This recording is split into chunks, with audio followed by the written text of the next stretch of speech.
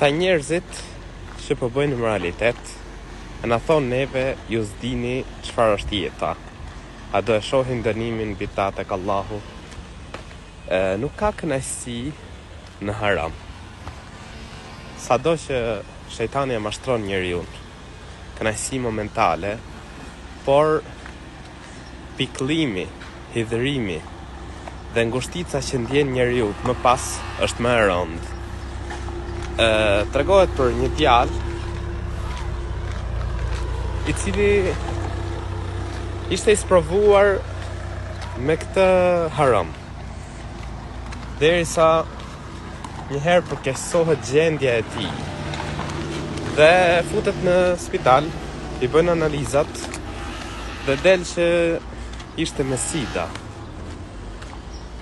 Mbasi pas një farë kohe përkeqësohet edhe më shumë gjendja e tij dhe mjeku që kujdesej për të tregon, thotë sa herë hyja tek ai e gjija të pikëlluar dhe shumë qante. Aleikum selam.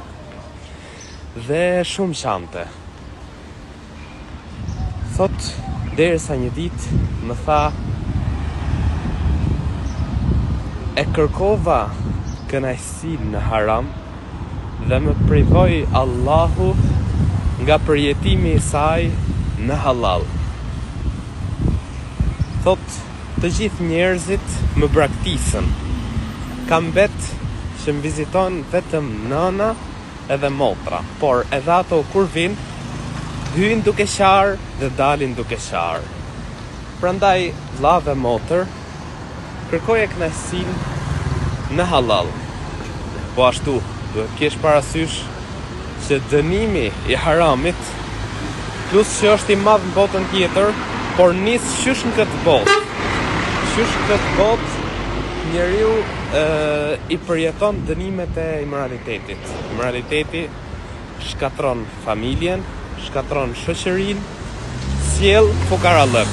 Prandaj larg imoralitetit. Zoti ju rujt.